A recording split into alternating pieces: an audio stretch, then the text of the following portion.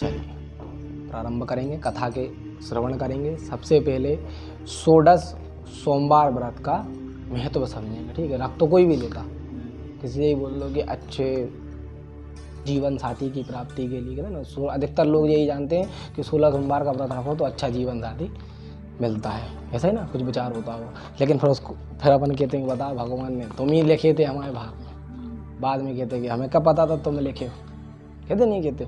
तो मनुष्य जीवन ही बड़ा भाव है, मनुष्य का बड़ा जीवन बड़ा भाव है। तो 16 सोमवार का एक एक सोमवार का अलग अलग महत्व है। ऐसे कोई स्त्री जाति या पुरुष उस व्रत को रखता है तो प्रथम सोमवार का जो फल है वो प्रदान करता है आपको सुख। ठीक है, अगर हम पहला सोमवार विधिवत रूप से करें तो हमें क्या प्राप्त होगा? सुख प्राप्त होगा। माता पार्वती को भी सुख प्राप्त हुआ।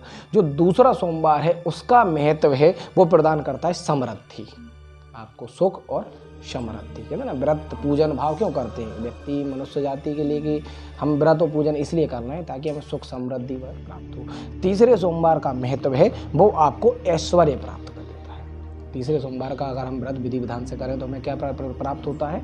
ऐश्वर्य प्राप्त होता है। ठीक है, अब ऐसा तो है नहीं कि हम पहला कौन सा है और दूसरा कौन सा है। जिस दिन से हम प्रारंभ करेंगे, जिस सोमवार से प्रारंभ करेंगे उसको क्या कहते हैं? पहला सोमवार। लेकिन प्रयास होना चाहिए कि हम किस सोमवार से प्रारंभ करें? शुक्ल पक्ष की प्रारंभ करें, शुक्ल पक्ष के सोमवार से। अब जो चौथा सोमवार है उसका व्रत करने से हमें क्या फल प्राप्त है? शांति प्राप्त होती है। क्या प्राप्त होती है? शांति। अब जो पांचवा सोमवार है उस व्रत को अगर विधि विधान से करते, पांचवें सोमवार को विधि विधान से जो भी स्त्री या पुरुष उस व्रत को अच्छे विधि विधान से करता है तो क्या प्राप्त होता है? धन प्राप्त होता है। तुरंत पहले ही सोमवार में धन दे देंगे तो बाकी 15 सोमवार का कोई महत्व भी नहीं। तो हमें 5वें सोमवार पे भगवान भोलेनाथ क्या प्रदान करते हैं? धन। 6वें सोमवार का एक अलग महत्व है, उससे नारी जाति और पुरुष जाति को स्वरूप प्राप्त होता है ना, कि मंत्रों में और भावों में इतनी शक्ति होती है कि सुंदरता अपने आप बढ़ जाती है। ये 6वें सोमवार। अब 7वें सोमवार का व्रत कहा गया है कि इससे क्या होता है? इससे जातक को और उसकी संतान को बुद्धि प्राप्त होती है। बिना बुद्धि के कोई कार्य कर नहीं सकते, बिना ज्ञान के कोई उसको अर्जन कर नहीं सकते। तो हमें एक सोमवार बुद्धि प्राप्त करता है। अब हम उसके बाद के सोमवार की बात करें तो हमें उससे प्राप्त होता है यश। अगर हम अष्टम सोमवार व्रत अच्छी विधि विधान से करें, 16 सोमवारों में एक सोमवार का महत्व है, उससे हमें यश की प्राप्ति होती है। फिर उसके बाद जो सोमवार आता है उस सोमवार को यदि हम ग्रहण करते हैं, विधि विधान से उसका व्रत करते हैं, तो उस सोमवार को करने से हमें प्राप्ति होती है बल की। 16 सोमवारों में हर एक सोमवार का अलग अलग महत्व है। फिर उसके बाद जो हम सोमवार प्रारंभ करते हैं, सोमवार का व्रत करते हैं, उससे हमें प्राप्त होती है आयु, हमें और हमारे परिवार को। आयु के बाद वाला जो सोमवार करते हैं उससे प्राप्त होता है एक वैवाहिक जीवन वाली स्त्री को सौभाग्य, अखंड सौभाग्य प्राप्त होता है। उसके बाद यदि और एक सोमवार को विधिवत रूप से करते हैं तो हमें गणेश जी भगवान के समान संतान की प्राप्ति होती है, जो यश बल दीर्घायु बुद्धि से परिपूर्ण होते हैं। उसके बाद जब हम जो सोमवार को विधिवत रूप से करते हैं, विधिवत रूप से नमन करते हैं, उससे प्राप्त होता है, सोमवार से प्राप्त होता है आरोग्यता। मतलब हम सारे रोगों से मुक्त हो जाते हैं यदि हम उस सोमवार को। फिर 16 सोमवारों में एक सोमवार और आता है, यदि हम उस व्रत को भी, उस सोमवार व्रत को भी पूर्णव्रती रूप से करते हैं तो उससे होते हैं हमारे परिवार और जीवन के कष्टों का निवारण, हमारे कष्टों का निवारण हो जाता है। फिर 15वें सोमवार के दिन कहते हैं कि जो 15वां सोमवार जो स्त्री जाति रखती है उसको प्राप्ति होती अभीष्ट फल की प्राप्ति। मतलब जिसको हम नहीं समझ सकते कि हमें भगवान क्या दे सकता है, भगवान भोलेनाथ क्या दे सकते हैं, उस अभीष्ट फल की प्राप्ति होती है। जो 16वां सोमवार होता है ना कि 16 सोमवार, इन 16 सोमवारों का एक अर्थ और कहा गया है 16 संस्कारों से। अब हर व्यक्ति तो 16 संस्कारों का महत्व तो समझता नहीं है, लेकिन 16 सोमवारों का 16 संस्कारों से भी जुड़ा हुआ एक भाव है। आखिरी सोमवार जो 16वां सोमवार है वो हमें प्रदान करता है मोक्ष, हमें मोक्ष प्रदान करता है। ये 16 सोमवारों का महत्व है। अब हमने 16 सोमवार रखे हैं तो एक दिन कहते हैं कि ब्रह्मा जी ने सृष्टि की रचना की है। उदाहरण कहा गया, वेदों शास्त्र कहा गया कि सृष्टि की रचना ब्रह्मा जी ने की है। अब जब ब्रह्मा जी ने इसकी संरचना की है तो एक दिन माता पार्वती ऐसे भगवान भोलेनाथ से प्रसंग रूप में कह रहे थे, भगवान भोलेनाथ से प्रसंग रूप में कहने लगी कि हमें उस संसार को देखना है जिसकी उत्पत्ति भगवान ब्रह्मा जी ने की है, मुझे उस संसार को बड़े भाव से देखना है। तो भगवान भोलेनाथ ने कहा कि उस संसार में, उस जीवन यानी में जाने के लिए तो भैया ईश्वर का सहारा लेना पड़ता। भगवान ने भी कहा ईश्वर का, तो माता पार्वती कहने लगी कि यदि भगवान हम हैं तो फिर ईश्वर कौन है? हम तो भगवान हैं, फिर ईश्वर कौन है? तो कहा गया ईश्वर कौन है? माता और पिता। क्योंकि भगवान ने इस संसार में जितने भी जन्म लिए, जितने भी अवतार लिए, किसका सहारा लिया? माता पिता। चाहे आप कृष्ण भगवान की बात करें, चाहे आप हनुमान जी की बात करें, चाहे आप भगवान राम की बात करें, माता सती की बात करें, भगवती की बात करें, सबने माता पिता का सहारा लिया।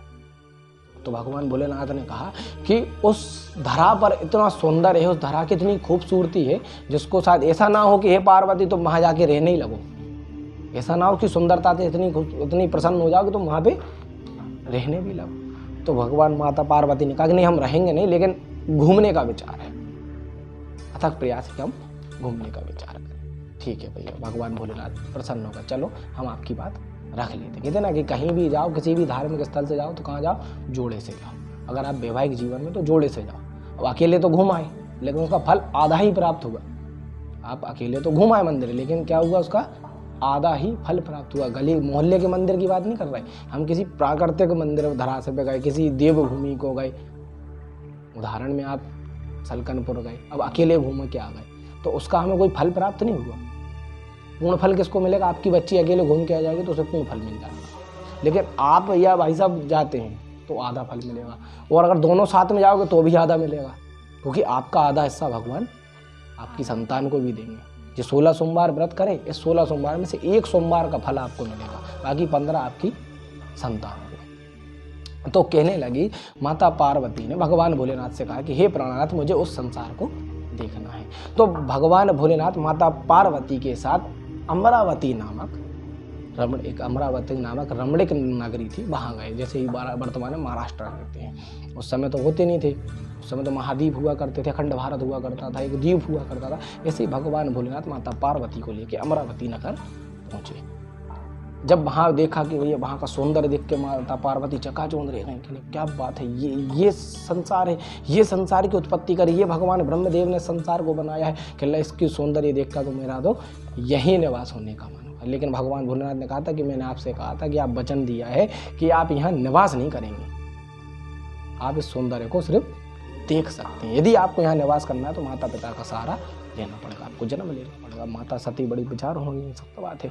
अब वहाँ बैठ कर के माता सती और भगवान भोलेनाथ बड़े प्रेम भाव से रसगान कर रहे थे। अब माता पार्वती ने कहा कि हे प्राणनाथ, मैं आपके साथ चौसर खेलना चाहती हूँ। चौसर होता है जैसे जो पुराने ज़माने में होते थे, अब आजकल मोबाइल चल गए तो व्यक्ति ध्यान ही नहीं देता है ना। उस ज़माने में जैसे कोई चंगेष्टे खेलता था, कोई अलग गोटी खेल खेलता था, ऐसे ही चौसर माता पार्वती और भगवान भोलेनाथ खेलने लगे।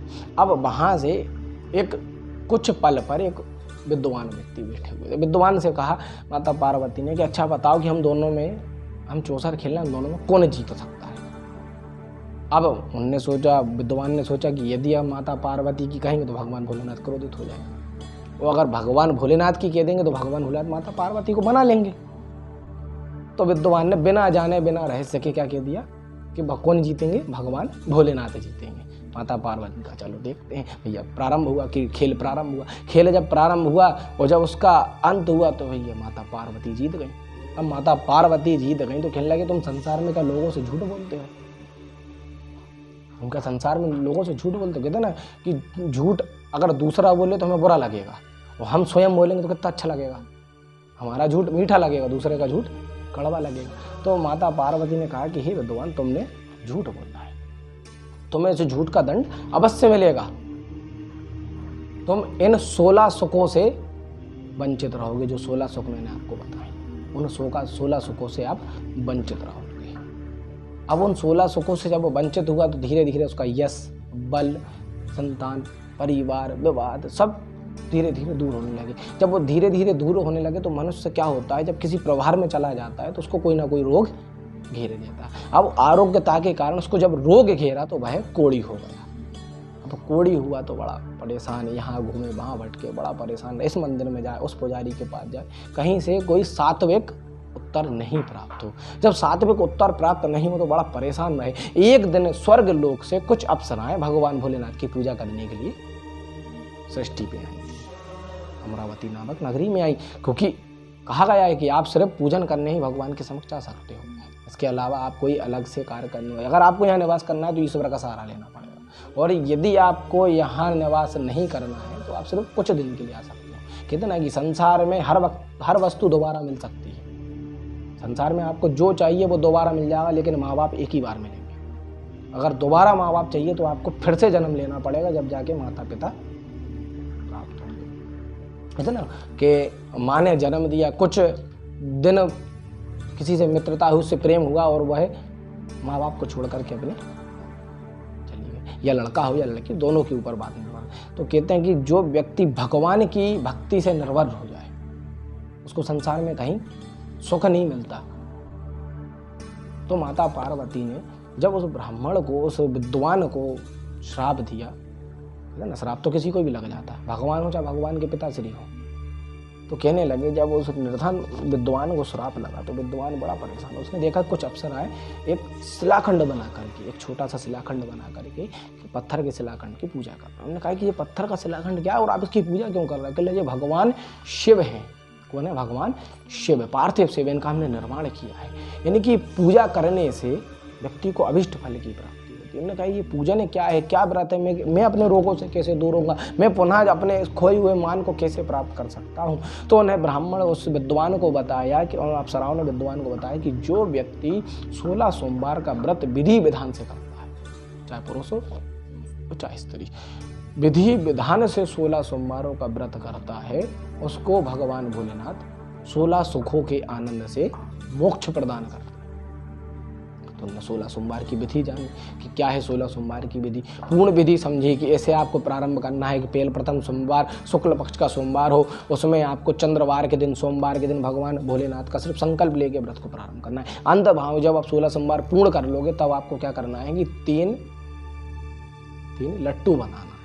ठीक है, 8 गेहूं के पिसार होकर के 3 लट्टू बनाना। उन 3 लट्टुओं में एक लट्टू भगवान भोलेनाथ के हिस्से का है, दूसरा लट्टू जिसने व्रत रखा था उसका है, तीसरा लट्टू प्रसाद के रूप में समस्त लोगों को वितरण करेंगे।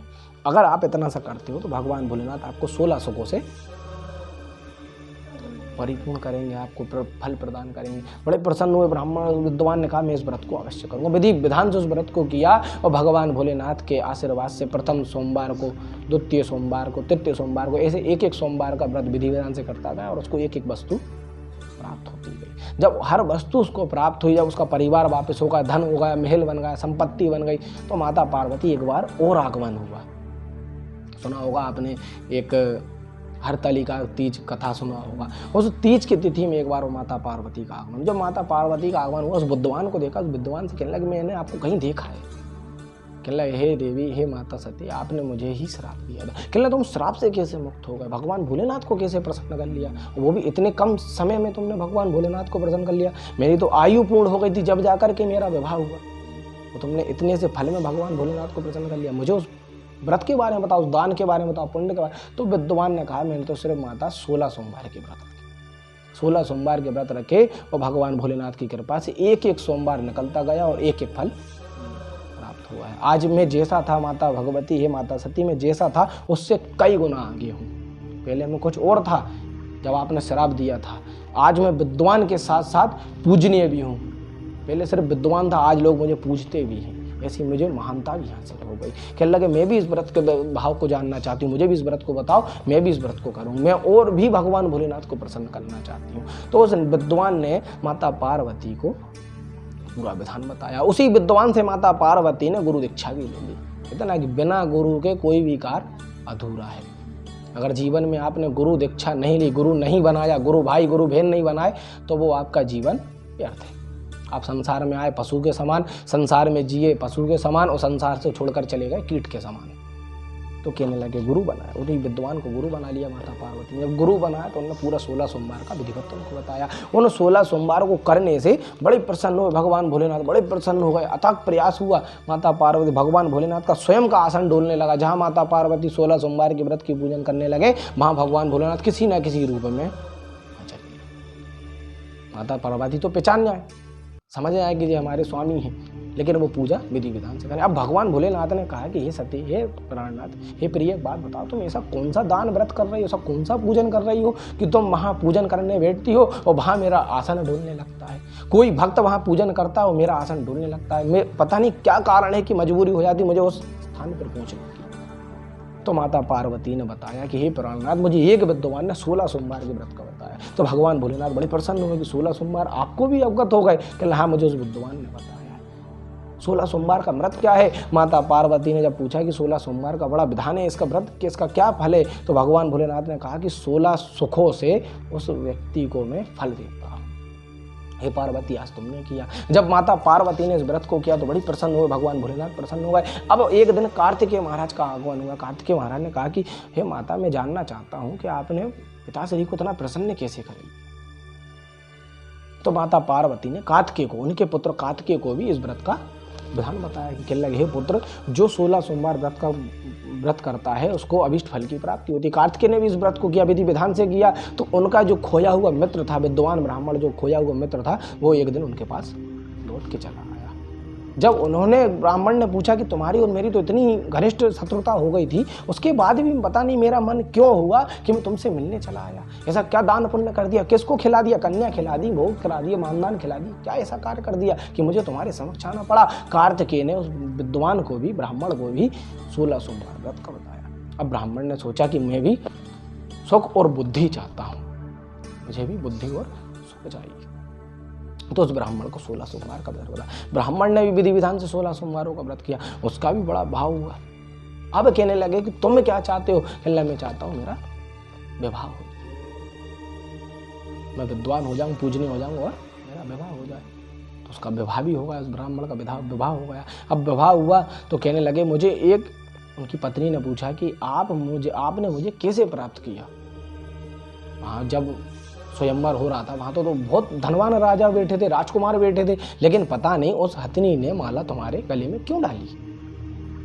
हम तो धोती पहने हुए थे, कुर्ता पहने हुए थे, गमछा डाले हुए थे, पोटली थी, एक डंडा था, उसके बाद भी तुम तो सभा में सम्मिलित होने आए थे, देखने आए थे वहाँ हो क्या रहा है, और राजकुमार विवाह के लिए आए थे, स्वयंवर के लिए आए थे, लेकिन ना जाने हथिनी ने माला तुम्हें क्यों डाली। तो ब्राह्मण ने कहा कि हे प्रिय, आपके पिताश्री जी ने कहा था, आपके पिताश्री ने कहा था कि ये हथनी, ये पूजनीय हमारी खानदानी है, ये हथनी जिसके गले में माला डालेगी, मेरी पुत्री का वरण मैं उसी से ही करूँगा, मेरी पुत्री का विवाह मैं उसी से करूँगा। लेकिन उस हथनी ने माला ब्राह्मण के गले में डाल दी। राजा भी बड़ा आश्चर्य हुआ कि बताओ, एक पशु ने एक ऐसे व्यक्ति के गले में हार डाला जिसके पास कुछ भी नहीं है, लेकिन फिर भी हथनी ने उसको डाला। तो वो राजा जो थे ना, वचन के पक्के, तो उन्होंने कहा मेरी पुत्री को इसके साथ, कहने लगे तुम्हारा विवाह मुझसे हो गया। रानी के, अब वो ब्राह्मणी कहने लगी, राजकुमारी भी कहने लगी, मुझे भी इस व्रत का विधान जानना है, ये है क्या, इससे क्या फल प्राप्त होता है। उसका भी विधान पूर्ण रूप से समझाया कि 16 सोमवार का व्रत क्या है।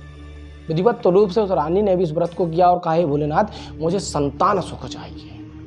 कहते ना, संसार में आपके पास सब कुछ हो और संतान नहीं है तो ये सब कुछ मिट्टी के समान है। संतान भी दो प्रकार से, धनवान और एक दानवीर। कहा गया सुख का दो भाव है ना, जैसे तराजू के दो भाव, जैसे दो भाव है, एक है धनवान और एक है दानवीर। तो जब आपको संतान के रूप में लड़का होगा तब आप कौन होगे? धनवान होगे। और जब आपको कन्या होगी तब आप क्या होगे? दानवीर होगे। कहते ना कि अगर लड़के होते हैं तो आपको होगा भाग्य से, लड़के ने जन्म लिया तो काहे से हुआ? भाग्य से। और लड़की ने जन्म लिया तो काहे से? सौभाग्य से। कि यदि आपने जीवन में जो अनजान अपराध किए, जिसके आप अभिष्ट, जिसको आप नहीं जानते, और गंगा जी में स्नान कर लिया, वो अपराध से आप मुक्त हो गए। लेकिन जो जानबूझ के अपराध किए, वो जो पीढ़ी चली गई जानबूझ के अपराध करके, वो उनको थोड़ी मोक्ष मिला। तो कहने लगे, जो कन्या दान कर देता है जीवन में, दो दान कहे गए हैं, उसके अलावा और कोई दान नहीं है, कन्या और एक गौ। जिसने जीवन में कन्या दान कर दिया, सर्वप्रथम दान, जिसने जीवन में कन्या दान कर दिया, उसने समझ लो संसार का सबसे बड़ा दान कर दिया। भगवान उसके जाने बूझे अपराध भी क्षमा कर देता। जो आपने जानबूझकर भी अपराध करे, भगवान उस अपराध को भी क्षमा कर देता। क्यों? क्योंकि कन्या दान सबसे बड़ा दान है। कन्या का दान हो गया। अब कहने लगे मुझे भी संतान हो, उसको भी संतान हुई। तो संतान जब हुई तो वह भी बड़ा विद्वान हुआ, वो भी, क्योंकि उन्होंने कहा कि मुझे गणेश जी जैसा, भगवान भोलेनाथ से कहा मुझे गणेश जी जैसा पुत्र चाहिए। जो बुद्धि में भी हो, विवेक में भी हो, बल में भी हो, यश में भी हो, सुख में भी हो, समृद्धि में भी हो, विघ्नहर्ता भी हो, ऐसा मुझे पुत्र चाहिए। और एक पुत्र प्राप्त हुआ। वो गर्भ में ही उसने 4 वेदों, 6 उपवेदों, 18 पुराण, समस्त शास्त्रों का उसने गर्भ में ही ध्यान प्राप्त कर लिया। जब वो जन्म हुआ तो कहने लगे 5 साल की आयु से ही वो इतने वेदोच्चार उत्तर से मंत्रों को बोलता था कि व्यक्ति, बड़े बड़े आचार्य उसको देख करके सोचते थे कि इतना सा नन्हा सा बालक इतना विद्वान कैसे। सारे ज्योतिषों का भाव कर लिया उसने, जो कहाँ किस भाव में ज्योतिष है, किस भाव में क्या अंक बैठा हुआ है, किस भाव से कौन सी की दृष्टि पड़ रही है, उसने सारे अध्ययनों का अध्ययन कर लिया, सारे शास्त्रों का अध्ययन कर लिया, वेदों का अध्ययन कर लिया। कि बड़ा ये कैसे प्राप्त हुआ। अब उनकी सहेली ने पूछा, कहने कि तुमने ऐसा कौन सा पुण्य कर दिया कि तेरा 5 वर्ष का आयु का बालक इतना विद्वान है। कहना मैंने इनमें से कुछ नहीं किया, सिर्फ 16 सोमवार के व्रत करे थे, सिर्फ 16 सोमवार के व्रत किए थे और उसका फल मुझे प्राप्त हो गया। मैं भी इस व्रत को करना चाहता हूँ। अब जब 5 साल के बालक ने पूछा, माँ आपने ऐसा क्या किया कि आपको सब नगर में लोग कहते हैं कि तू बड़ा विद्वान है, तेरी माँ ने कोई, तेरे माता या पिताजी ने कोई अच्छा काम किया है। कहते ना जीवन में लोग आपकी अच्छाई याद नहीं रखेंगे लेकिन बुराई जरूर रखेंगे। आप 100 अच्छाई कर देना किसी व्यक्ति के साथ, वो आपकी एक बुराई को 100 अच्छाई तो देगा। ये मनुष्य का भाव है। तो कहने लगे ऐसा कौन सा व्रत भाव कर दिया आपने कि आपको इतना स्वेग संतान प्राप्त हुई। उन्होंने 16 सोमवार व्रत का विधान बताया कि मैंने 16 सोमवार विधिवत किया। अब उस बालक से पूछा कि तुम क्या चाहते हो। कहने लगा मैं राजा बनना चाहता हूँ। सब मुस्कुराने लगे, अरे एक निर्धन का बच्चा राजा कैसे बन सकता है, ये भी मुस्कुराने वाली बात है। अरे कहने लगे तुम तो मूर्ख हो, कैसे राजा कैसे बन जाओगे। उसने कहा बुद्धि और विवेक और यश से, इतना व्यक्ति के अंदर ज्ञान की शक्ति हो तो वो कुछ भी कर सकता है। ज्ञान होना चाहिए। हमारे ऋषियों का दिमाग 100% काम करता था और आज के व्यक्तियों का सिर्फ 7.5% दिमाग काम करता है। साधारण मनुष्य का 3.5% दिमाग कार्य करता है। जिसका 7.5% दिमाग काम करे वो साइंटिस्ट बन जाता है। अब सोचो साइंटिस्ट कैसे बने होंगे वो 7.5% में, और जिनका 100% दिमाग काम करता है वो कितने प्रभावशाली होंगे, कितनी गणनाएं कर लेते होंगे, कितनी विचार कर लेते होंगे। तो कहने लगे उस बालक का जैसे जैसे वो बड़ा हुआ, जैसे जैसे उसकी आयु बढ़ती गई, एक दिन उसका विवाह, मतलब उसका जो प्रेम मिलाप था एक रानी से, राजकुमारी से था। राजकुमारी से प्रेम मिलाप था। राजकुमारी ने पिताश्री से कहा कि हे पिताश्री, मैं चाहती हूँ कि मैं उस व्यक्ति से, उस मित्र से विवाह करूँ जिसको मैं बचपन से जानती हूँ। ऐसे किसी व्यक्ति से कैसे कर लूँ जिसको मैं जानती भी नहीं हूँ, और आज मेरा उससे विवाह हो जाए, फिर हमारे जीवन में ना जाने कैसे हम मित्रता को जाने। पिताश्री ने कहा बेटा तुम ही मेरे अनमोल धन हो, तुम जिससे कहोगे मुझसे तुम्हारा विवाह करो। अब पिताजी की ना कोई पत्नी, एक ही संतान, वो भी कन्या। उस कन्या का विवाह उस ब्राह्मण बालक के साथ हो गया। अब वो ब्राह्मण बालक से उनके पिताश्री ने बड़े आग्रह से कहा कि देखो मेरी तो एक ही कन्या है, मेरी तो एक ही बच्ची है, तुम दुनिया जगत में रहने से अच्छा इस महल में रहने लगो। तो उसने कहा कि पिताश्री मैं महल में तो नहीं रहूंगा, लेकिन उस महल से थोड़ा सा दूर जरूर रहने लगूंगा। आप जब जब मुझे आग्रह करोगे, जब जब आप मुझे आदेश करोगे, मैं भागता हुआ आपके पास आ जाऊंगा। ब्राह्मण बालक अपनी पत्नी के साथ एक छोटी सी कुटिया बना के रहने लगा। कहते ना संसार में जो आया उसे जाना भी है। तो एक दिन राजा संसार छोड़ के चला गया। जब राजा संसार छोड़ करके गया तो उस दामाद को, उसके राजा के दामाद को, उस ब्राह्मण बालक को राजा बना दिया। अब रानी कहने लगी तुम तो एक निर्धन थे, राजा कैसे बना गए। जो भी बड़ा भाव है, ये कैसे प्राप्त हुआ। तो रानी को राजा ने, ब्राह्मण ने 16 सोमवार व्रत का विधान बताया कि मेरी माँ ने 16 सोमवार व्रत। उन्होंने कहा था कि मेरा बच्चा विद्वान के साथ साथ राजा भी बने। आज मैं विद्वान भी हूँ और राजा भी हूँ। अब राजकुमारी ने इस बात को ज़्यादा ध्यान नहीं दिया। अरे ऐसा कुछ होता है कि वो तो तुम्हारा मेरा प्रेम प्रसंग था, आज जो कुछ है मेरा है। तो रानी ने इस भाव को मन में विचार किया और रानी चली गई। अब रानी अपनी सखियों के साथ भ्रमण करने गई, बढ़िया नगर भ्रमण करने गई। अब राजा ने कहा कि कल प्रातः काल हमें चलना है और इस व्रत का उद्यापन करना है। मैंने कहा था जब मैं राजा बन जाऊंगा तो इस व्रत का उद्यापन करूंगा। तो रानी कहने लगी मैं इन सब बातों को नहीं मानती, उद्यापन व्रत तुम्हारा था तो उद्यापन भी तुम ही करो। इतना कहकर रानी अपने नगर भ्रमण को चली गई। अब जब नगर भ्रमण को गई तो राजा ब्राह्मण ने बड़े विधि विधान से भगवान भोलेनाथ की असीम कृपा से पूजा पाठ की। पूजन पाठ पूर्ण हो गया। जब घर की ओर लौट रहे थे तो भगवान भोलेनाथ एक विषधारी के रूप में, भगवान भोलेनाथ एक भिक्षुक के रूप में उससे मिले। कहने लगे तुमने संसार में जितने सुख भोगे थे ना, आज से उन सुखों का विपरीत होना प्रारंभ है। प्रभु ऐसा क्यों कह रहा है। क्योंकि कहने लगे एक व्यक्ति के मानने से और एक व्यक्ति के ना मानने से भगवान की कृपा नहीं बनती। यदि आप मानते हो तो उस व्यक्ति की आस्था होना चाहिए।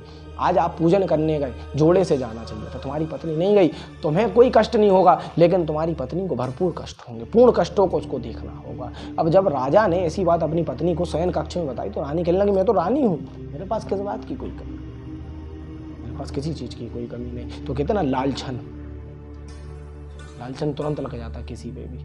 व्यक्ति अपने घर में नहीं देखता, लेकिन दूसरे के घर में जरूर झांकेगा, भाई आपकी बच्ची कहाँ घूमने जा रही, इतनी लेट क्यों आ रही।